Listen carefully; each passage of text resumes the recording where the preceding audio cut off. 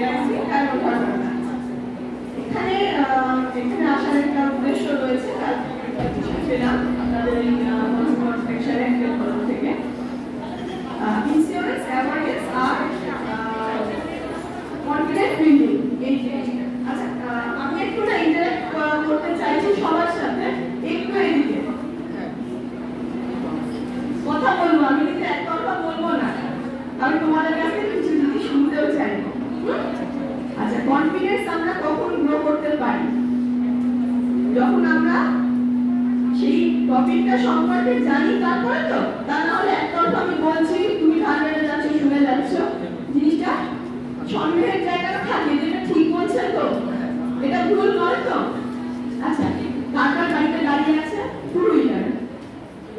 Two wheeler bike scooty কার কার বাড়িতে আছে অনেকের বাড়িতেই আছে এখন গাড়ি কেনার সময় শোরুম থেকে যখন বার করা হয় উইদাউট ইন্স্যুরেন্স বার করতে দেয় না কেন দেয় না তুমি যদি গাড়িটা নিয়ে নিজে অ্যাক্সিডেন্ট করো নিজে তো গেলে আর অন্যকে যদি ধাক্কা মারো তার কি হবে তার তো কোনো দোষ ছিল না সে মরে যাবে একদম ঠিক বলেছো তো যাতে তাকে বাঁচানো যায় তার ফ্যামিলিটাকে সেভ করা যায় তাই সেই কারণে মোটর থার্ড পার্টি ইন্স্যুরেন্স কিন্তু ইন্ডিয়াতে মাস্ট বাধ্যতামূলক তুমি ফার্স্ট পার্টি করতে পারো সেকেন্ড পার্টি করতে পারো না করতে পারো সেটা তোমার গাড়ির উপর ডিপেন্ড করবে গেলে এই দুটোর কোনো প্রোটেকশন পাওয়া যাবে কিন্তু থার্ড পার্টি অর্থাৎ অন্য একজন ব্যক্তিকে যদি তুমি ধাক্কা মারো সে কিন্তু ইন্স্যুরেন্স পে করতে পারে যদি তোমার থার্ড পার্টি ইন্স্যুরেন্স করা থাকে আর ইন্স্যুরেন্স ফেল থাকে পুরো দায়টা তোমার উপর বর্তাবে এটুকু আমরা মোটামুটি সবাই জানি তো একটা গাড়ির দাম কত হতে পারে আমাদের সচরাচর যেগুলো আমরা চড়ি ব্যবহার করি 1 লাখ 1.5 লাখ 2 লাখ কেউ আমাদের রয়্যাল এনফিল্ড দাও 2.5-3 লাখ তাই তো আমাদের বলো না এখন আবার ব্যাটারি চলা হ্যাঁ সেও আছে বিভিন্ন ধরনের বিভিন্ন দামে কিন্তু আমাদের জীবনের মূল্যটা কত ভালো একটা গাড়ি থেকে আমাদের মানব জীবনের মূল্য নিশ্চয়ই অনেক বেশি একটা গাড়ি নষ্ট হলে চুরি হলে আমরা কিনে দিতে পারবো তাকে ফিনান্সিয়াল সাপোর্ট দিতে পারবো কিন্তু একটা মানুষের যদি আমি অজ্ঞতাবশে মেরে ফেলি ধরো সেটা অ্যাক্সিডেন্ট হয় আমি তাকে করে দিতে পারবো পারা কি যায় না তাহলে আমার নিজের লাইফে ইন্স্যুরেন্স থাকবে না আমার উপর তো আমার ফ্যামিলির উপর ডিপেন্ডেন্ট আমার থাকা না থাকাতে তাদের তো অনেক কিছু যায় আসে আমি শুধু ফিনান্সিয়াল জায়গাটুকুই বলছি একটা যে মানুষ চাকরি করছে তোমাদের যে স্যারেরা ম্যাডামরা রয়েছেন পরিচিত আশপাশে যারা ব্রেড অ্যান্ড বাটার আর মানে হাজবেন্ড একটু শোনো হাজবেন্ড যে বসে তুমি গল্প জীবনের আগে জীবনের পরে সব জায়গাতে ইন্স্যুরেন্সের প্রয়োজনটা রয়ে গেছে কি কারণে রয়েছে যাতে আমার বর্তমানে আমার ফ্যামিলি যেভাবে চলছে তার যেন ফিনান্সিয়াল কোনো লস না হয় আমরা কিন্তু কোনো ইমোশনালকে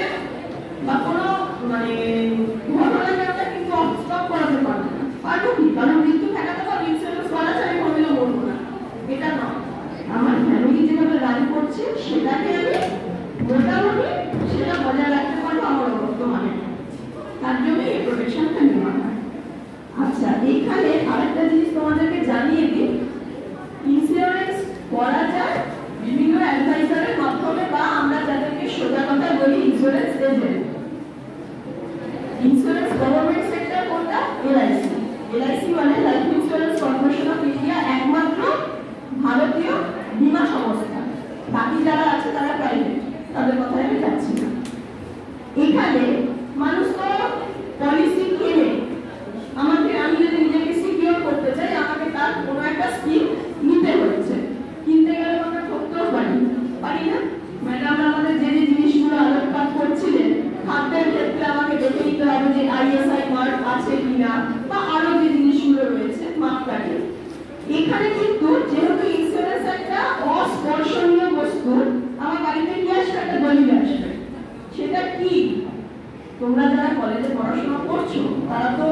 কিছুটা হলেও বোঝো বা বুঝতে পারার মতো আমাদের আরো অনেকের আছে আগের জেনারেশন যারা স্কুলেও যায়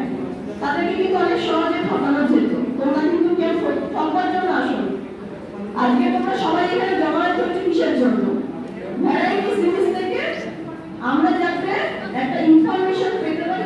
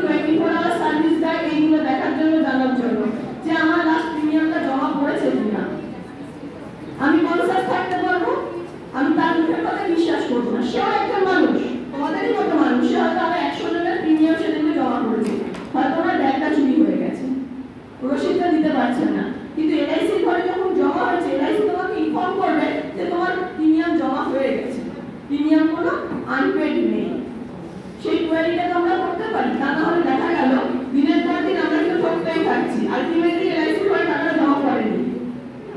তাহলে কি আমার ইন্স্যুরেন্স কভারেজ চালু থাকবে? থাকবে কি? যদি আমার প্রিমিয়াম না চলে, না দেওয়া হয়, আমি যদি চুক্তি লঙ্ঘন করি, আমার ইন্স্যুরেন্স কভারেজ কিন্তু চালু থাকবে না। এই জায়গা থেকে নিজেদের সচেতনতা প্রয়োজন। আর